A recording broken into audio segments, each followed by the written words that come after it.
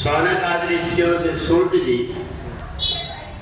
यमुना जी का स्वभाव बताते हुए कहते हैं कि कुछ लोग संसार में ऐसे होते हैं जो दूसरों के दुख को देख करके दुखी हो जाते हैं और कोशिश करते हैं कि उनका ये दुख कैसे हो। परहित सरिस धर्म नहीं भाई, पर पीड़ा सम नहीं अदमाई। यमुना जी एक समय मन में विचार किया कि दीपावली का त्योहार हो गया है, बहुत दिन से अपने भाई से नहीं मिले हूँ, इसलिए अपने भाई से मिलने के लिए जैसे ही यमलोक पहुंची, वहां जाकर के जब जीवात्माओं को देखा तड़पते हुए नरक में, उनकी आंख से आंसू की धार बहने लगी। इतने में यमराज आया, उसने आकर के देखा इस समय यमुना की आंख भरी भरी है, आंख से आंसू बह रहे हैं। मन के अंदर शंका हो गई कि कहीं मेरी बहन को कोई कष्ट तो नहीं है। पूछा, बहन एक बात बताओ, हर बात तो तुम प्रसन्न रहती हो, आज इतनी दुखी क्यों? कहा भैया आज मैं आते समय उस तरफ से आई जहां पे कि नरक लोक बना हुआ है, वहां मैंने जब आकर के देखा तो मेरे को बड़ा दुख लगा कि जीव माया के वश में होकर के नहीं चाहते हुए भी पाप कर्म की तरफ चले जाता है, दूसरों को सताता है, दूसरों को कष्ट देता है, दूसरों के धन का हरण करता है। इसलिए मैंने देखा कि उनको नरक में कई प्रकार की यातना होती, इसलिए मेरा मन दुखी हो गया। यमराज ने कहा, बहन एक बात बताओ कि तुम चाहती क्या?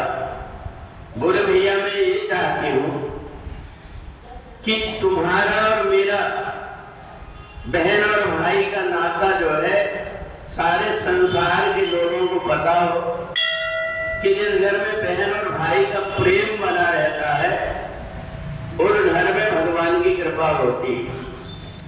तो यमराज ने कहा कि बहन एक बात है कि दीपावली के दूसरे दिन गोवर्धन पूजा होती है और इसके बाद में द्वितीया जो आती है उस दिन आज से मेरे और तुम्हारे नाते के अनुसार जो भी भाई बहन एक दूसरे से मिलकर के उनके मंगल की कामना करेंगे, उनको तिलक लगाएंगे, उनके जितने भी पाप हैं वो नष्ट हो जाएंगे।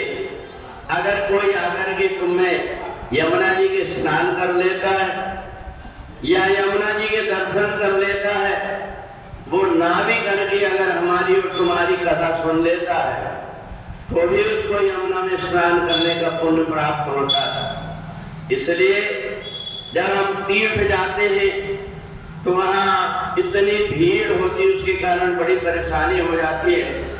इसलिए जो घर में बैठ करके भगवान के चरणों में प्रणाम करके और वो जो जल जिससे हम अभिषेक करते हैं अपने ऊपर छिड़क लेता है तो उसको गंगा यमुना और रेवा तीनों में स्नान करने का पुण्य प्राप्त हो जाता है। तो इसलिए यम द्वितीया के दिन बहन और भाई के प्रेम का दिन है। तो इस दिन जो भी यमुना जी का स्मरण करके भाई बहन एक दूसरे की मंगल कामना करते, तिलक लगाते हैं, उनको एक साल तक जितने भी जाने अनजाने कर्म हैं उन बुरे कर्मों से छुटकारा मिल जाता है। बोले सच्चिदानंद भगवान की